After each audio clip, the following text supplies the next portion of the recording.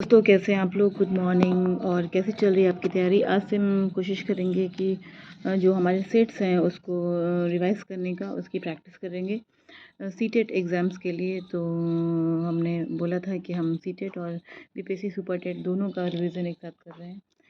तो मेरी ड्यूटी चल रही थी, अभी तो ब्रेक हो चुका है, छुट्टी मिल चुकी है मुझे। 1 हफ़्ते का गैप है, इसमें जितना जहाँ तक हो सकेगा मैं रिवीजन करूँगी। तो आप जो है मेरे प्लेलिस्ट में जाकर देखें कि उसमें क्या-क्या है। लाइक, शेयर और सब्सक्राइब करें ताकि मुझे मोटिवेशन मिले। और डियर फ्रेंड्स, खूब तैयारी करें, जमकर पढ़ें। ये देखिए, मैंने एक बुक ली थी, ये बुक है मेरे पास। आर गुप्ता की ये किताब है और आर गुप्ता कृत सीटेट की है, केंद्रीय शिक्षक पात्रता परीक्षा है। 21 और जनवरी से 22 का तक के लिए ये। तो हम जो है ये पेपर सोल्व करेंगे। ये 6 to 8 के लिए इसमें गणित एवं विज्ञान है। इसके पेडागोजिकल जो क्वेश्चंस है उसको हम एक-एक करके कोशिश करेंगे जल्दी-जल्दी रिवाइज़ करने का, जहाँ तक पॉसिबल हो सकेगा। और साथ-साथ हम बीपीएससी के जो सिलेबस हैं, जो हमारे रिविज़न्स हैं, उसको भी करेंगे। हम करंट का रिवीजन कर रहे हैं एडुटेरिया से, उसको भी कवर करेंगे। और बाकी चीज़ें भी हम कोशिश कर रहे हैं कि खान सर की जो हमारे पास हिस्ट्री के कुछ चीज़ नोट्स पड़े हुए हैं, तो उसको हम आपके साथ रिवीजन करें मिलकर। Excuse me. तो आइए स्टार्ट करते हैं। बाल विकास एवं शिक्षण विधि का ये जो भाग 1 है, इसको देखते हैं पहले। यह दर्शन से क्वेश्चन है। एक कथन है, ए बच्चों के विकास पर शैशव अवस्था से किशोर अवस्था तक ध्यान देना ज़रूरी है।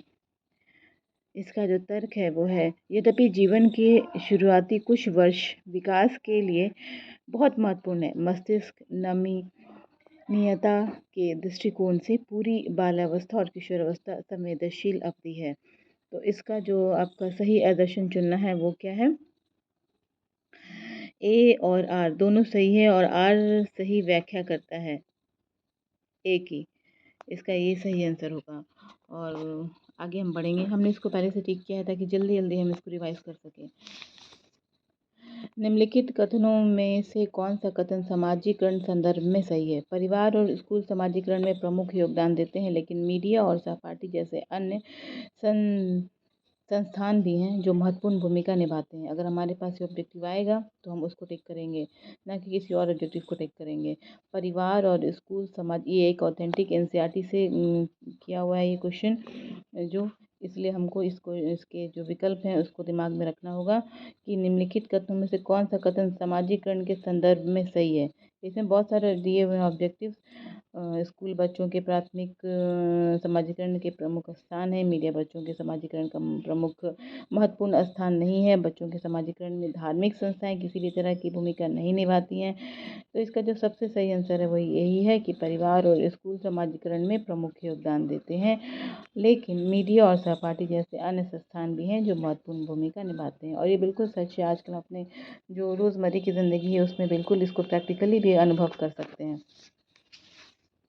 अब आते हैं थर्ड क्वेश्चन पर। एक प्रगतिशील कक्षा में एक ऐसा वातावरण बनाने पर बल दिया जाना चाहिए जहां बच्चों के भावनात्मक आवश्यकताओं का ध्यान रखा जाए, बिल्कुल, और वे अपने को महत्वपूर्ण समझें।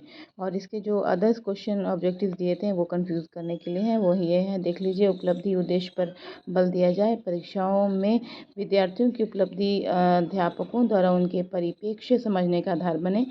और अध्यापक के नेतृत्व में विद्यार्थी निष्क्रिय अनुसरण करते हैं। विद्यार्थियों से परीक्षाओं के लिए पढ़ने की अपेक्षा की जाती है। ये सब नहीं होगा। इसका सही आंसर यही होगा कि बच्चों के भावनात्मक आवश्यकताओं का ध्यान रखना चाहिए, उनके फीलिंग्स का उनको समझना चाहिए और वे अपने को महत्वपूर्ण समझें। ये हो गया आपका क्वेश्चन नंबर 3। अब हम आते हैं क्वेश्चन नंबर 4 पे। एक बच्चे को 2021-22 में हुआ था और ये 2021 यानी कि 1 जनवरी को ये पेपर आया था। देखिए इसके क्वेश्चन जो है वो कितने लेंदी दिए हुए हैं। इस बार तो जो है वो आपके ओएमआर में भरने के लिए आएगा, तो देखिए वो पेपर कैसे आते हैं। तो हमें तो हर तरीके से तैयार होके जाना है। बच्चे को 3 पर्वतों का एक 3 आयामी मॉडल दिया गया है। एक अन्य व्यक्ति इस मॉडल को एक भिन्न जगह से देख रहा है। बच्चे को इस व्यक्ति की दृष्टि से देखे गए मॉडल को बनाने के लिए कहा गया। पर वह सही तरीके से नहीं बना पाता है। जीन पियाजे के अनुसार यह दर्शाता है क्या वस्तु अस्तित्व जीव वाद या फिर परिकल्पनात्मक चिंतन या फिर आत्म केंद्रीयता। तो इसमें है बच्चों की आत्म केंद्रीयता जो है वो शो करती है। और जीन पियाजे ने प्रतिपादित क्रिया के बच्चों के सोचने की प्रक्रिया वयस्कों से गुणात्मक रूप से भिन्न होती है। ये इसका सही आंसर होगा। ना तो मात्रात्मक ना तो काफ़ी मिलती जुलती, उसकी गुणात्मक रूप से भिन्न होती है। जीन पियाजे ने ये प्रतिपादित किया था कि बच्चों की जो सोचने की जो प्रक्रिया होती है वो क्या होती है, गुणात्मक रूप से भिन्न होती है। और बालिका स्वयं से क्या कर सकती है, क्या कुछ सहायता द्वारा पूरा कर सकती है। लेवस्की ने इसके बीच के अंतर को किस रूप से संबंधित किया है। समीपस्थ विकास का सिद्धांत जो है इसको बोला गया है। ये बुद्धि नहीं है, पहाड़ नहीं है और ना ही समायोजन है। आगे हम बढ़ेंगे।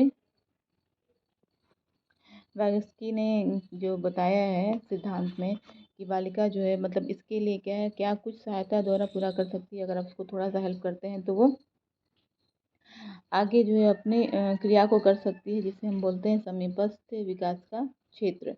पारस्परिक अध्ययन के शिक्षा शास्त्रीय प्रणाली किस पर आधारित है, और ये है आपके सामाजिक सांस्कृतिक उपागम अधिगम के सूचना संप्रेषण सिद्धांत नहीं, हार्वर्ड गार्डनर के बहुआयामी बुद्धि सिद्धांत नहीं, ये होंगे सामाजिक सांस्कृतिक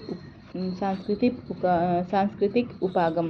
पारस्परिक उपागम की शिक्षा शास्त्रीय प्रणाली, पारस्परिक उपागम अध्ययन की शिक्षा शास्त्रीय जो प्रणाली होती है वो आधारित होती है सामाजिक सांस्कृतिक उपागम पर। और उसके बाद हाइंस सुविधा पर रूही अपनी प्रक्रिया देते हुए कहती है। हाइंस से अक्सर क्वेश्चन पूछे जाते हैं, तो हाइंस का जो है स्टोरी उसको आप एक बार कोहलबर्ग जाके देख लेंगे, लॉरेंस कोहलबर्ग ने क्या कहा था। हाइंस सुविधा पर रूही अपनी प्रतिक्रिया देते हुए कहती है कि दवाई की चोरी किसी भी परिस्थिति में गलत है, क्योंकि चोरी करना गलत है। लॉरेंस कोहलबर्ग ने नैतिक विकास के सिद्धांत के अनुसार रूही किस स्तर पर है। रूही जो है वो पारंपरिक एवं स्व पुरस्कार अभिनिवीकरण स्तर पर है। किस स्तर पर है वो? पारंपरिक स्व पुरस्कार अभिनिवीकरण पर है। और अब हम आगे बढ़ते हैं क्वेश्चन नंबर 9 में आते हैं। हार्वर्ड गार्डनर के बहुबुद्धि सिद्धांत के अनुसार अंतर्वैयक्तिक बुद्धि से क्या तात्पर्य है? दूसरों के मनोभाव, स्वभाव, प्रोत्साहन और नीयत को पहचानने तथा उचित तरीके से प्रतिक्रिया करने की योग्यता। यही है हार्वर्ड गार्डनर के बुद्धि के सिद्धांत, जिसमें जो है व्यक्तिक बुद्धि में क्या तात्पर्य है। और सेकेंड में आपका आते हैं इसमें 2010 राष्ट्रीय शिक्षा नीति में। डायरेक्ट आंसर जो है उसका जो सही है उसकी तरफ बढ़ रही हूँ ताकि हम रिवीजन करें जल्दी। राष्ट्रीय शिक्षा नीति 2020 बच्चों के मूल्यांकन के लिए डैश और डैश के समावेश को प्रस्तावित करती है। समूह एवं कार्य स्व आकलन क्या करती है? समूह कार्य और स्व आकलन को प्रस्तावित करती है, ना कि परियोजना मानकीकृत परीक्षा पोर्टफोलियो, ना कि मानक निर्देशित मानदंड। समग्र मूल्यांकन के उद्देश्य को ध्यान में रखते हुए अध्यापक को क्या करना चाहिए? केवल जहाँ केवल आएगा वो बिल्कुल भी नहीं होगा आंसर। और विद्यार्थियों के लिए सीखने से प्राप्त उत्पाद एवं प्रक्रिया पर विचार करना। जहाँ पे सीखने की बात हो रही है उस पर हमें टिक करना है, देखना है पहले तो। ऐसे इसमें जो क्वेश्चन है उसमें लिखा हुआ है पहला ए जो ऑब्जेक्टिव में दिया है, प्रश्नोत्तरी से केवल सही उत्तरों के आधार पर प्राप्त अंकों को विचार करना होगा, केवल बच्चों द्वारा की गई त्रुटियों पर विचार करना है, या फिर सभी विद्यार्थियों के लिए मानकीकृत परीक्षाओं का प्रयोग करना है, और विद्यार्थियों के लिए सीखने के प्राप्त उत्पाद और प्रक्रिया पर विचार करना है। तो इसमें जो सबसे सही सटीक जो आंसर है वो यही है। अधिकांशतः यह देखा गया है कि माताओं की अनुपस्थिति में लड़कों की अपेक्षा लड़कियों से घरेलू कार्य को करने व छोटे भाई बहनों को देखभाल की अपेक्षा की जाती है। यह एक जेंडर रूढ़िवादिता है। जनरली ऐसा आज भी हमारे देश में ऐसा होता है, लेकिन ये गलत है। बच्चों में फ़र्क नहीं समझना चाहिए, और जिसकी वजह से बच्चियों की पढ़ाई जो है वो पीछे रह जाती है, वो स्कूल में गैप करने लगती हैं। घर में क्या होता है, अगर घर में उसकी अगर माँ नहीं है तो बहुत बच्चे जो होते हैं, अब कोई ऐसे ही फादर होते हैं वो खुद करते हैं, बच्चों में फ़र्क नहीं समझते। लेकिन कुछ अभी भी हमारे देश में इतनी रूढ़िवादिता भी पूरी तरीके से देखा जाए तो नहीं गई है, तो लड़कियों से लोग ज़्यादा काम लेने की कोशिश करते हैं। लड़कों से काम लेने उनको अपनी इंसल्ट महसूस होती है। लड़के घर का काम कैसे करेंगे? जबकि ऐसा नहीं होना चाहिए। बॉयज़ एंड गर्ल्स में कोई डिफ़रेंस नहीं समझना चाहिए। कोशिश करनी चाहिए कि बच्चों में काम बाँट दिया जाए, ताकि दोनों को ये हीन भावना का शिकार ना होना पड़े। और हमारी जो सोसाइटी है, हम जो आगे बढ़ रहे हैं इस सदी में, तो हमें अपने जो गुज़र गया जैसे लोग पहले जिया करते थे उनको छोड़िए। अब हमें ऐसी कोशिश करनी है कि आने वाले कल में बच्चों को इन चीज़ों से कभी भी सफ़र नहीं करना पड़े। लड़के लड़कियां एक समान हैं, और जितनी तरक्की लड़कियों की हो रही है, जितनी लड़कों की तरक्की हुई है उससे कम नहीं हुई है लड़कियों की तरक्की। लड़कियां भी बहुत ज़्यादा डेवलप कर चुकी हैं, तो ये हमें मानना पड़ेगा। इनमें से कोई कौन-सी प्रगतिशील शिक्षा की विशेषता नहीं है? रट कर याद करने पर बल देना। रट कर याद करने पर बल देना जो है वो प्रगतिशील शिक्षा में नहीं आता है। और भाषा और संज्ञान के बारे में कौन-सा कथन वाइगोत्स्की परिप्रेक्ष्य से सही है? उच्च मानसिक क्रिया का विकास को भाषा सुसाधित करती है। क्या उच्च मानसिक क्रियाओं के विकास को भाषा सुसाधित करती है? भाषा के संज्ञान के बारे में कौन-सा कथन सही है? भाषा में संज्ञानात्मक प्रक्रिया के विकास में बाधा आती है। भाषा की संज्ञानात्मक विकास में कोई भूमिका नहीं है। संज्ञान भाषा से स्वतंत्र रूप से विकसित है। नहीं, ये होगी उच्च मानसिक क्रियाओं के विकास को भाषा सुसाधित करती है। और एक शिक्षक ने अपने छात्रों को प्रोत्साहित किया कि वे अपने वयस्कों और समुदायों के सदस्यों से वार्तालाप करके अपनी जो है विरासत के बारे में निम्न उस विकल्प को चुनिए जो समाजीकरण और अधिगम के संदर्भ में शिक्षक की धारणा को दर्शाता है। तो इसका जो सही आंसर होगा वो होगा सी। सी क्या बोल रहा है? सी में जो है पहला क्या है? बच्चों द्वारा समुदाय के प्राप्त ज्ञान के महत्व को पहचानना। उसके बाद दूसरा, यह विश्वास कि सीखना सामाजिक परिवेश में होता है और इसके संबंध में स्थापित करना महत्वपूर्ण है। और तीसरा, विद्यालय में अर्जित ज्ञान का स्थानीय ज्ञान के साथ संबंध को महत्व देना। ये बिल्कुल सही है। हम जो स्कूल में सीखते हैं, हमें डिसिप्लिन सिखाया जाता है, तो हमें बाहर निकलने के बाद भी डिसिप्लिन में ही रहना चाहिए, ना कि हम बाहर जाके उधड़ हो जाएं। तो ये चीज़ जो है हमें स्कूल से भी मिलती है और हमारे घर से भी मिलती है। माता पिता जो हमें संस्कार देते हैं वो जीवन भर हमारे साथ रहता है। अधिगम अक्षमता के संदर्भ में गणितीय अधिगम अक्षमता कहलाता है। गुणज वैकल्प। सलमा 5 वर्षीय लड़की है। जब वह 3 साल की थी तो उसने बिना किसी बाह्य निर्देश के संगीत वाद्य यंत्र गिटार बजाना सीख लिया। इस योग्यता के आधार पर उसे निम्नलिखित में किस श्रेणी में रखा जाएगा? प्रतिभाशाली में। किसमें रखा जाएगा? वो प्रतिभाशाली है। और हार्दिक को कम दिखाई देता है। अध्यापक को उसकी स्थिति के बारे में नहीं बताया गया है। कक्षा में अध्यापक को उसे किस व्यवहार के क्रिया के पता चल सकता है जब उसे कम दिखाई देता है? तो पढ़ने के दौरान आंखें मिचकाना। जब बच्चे अपने आँख मिचकाने लगते हैं तो ये टीचर को समझ लेना चाहिए कि शायद इसको थोड़ा साइड प्रॉब्लम है। तो क्या करेंगे, वो उन बच्चों को आगे वाली सीट देंगे बैठने के लिए, ताकि उनको बोर्ड पर वो जो लिख रहे हैं, वो जो पढ़ा रहे हैं, उनको समझ में आए। एक शिक्षिका अपनी कक्षा में दिव्यांग विद्यार्थी के अधिगम के लिए प्रेरक परिवेश कैसे बनाती हैं?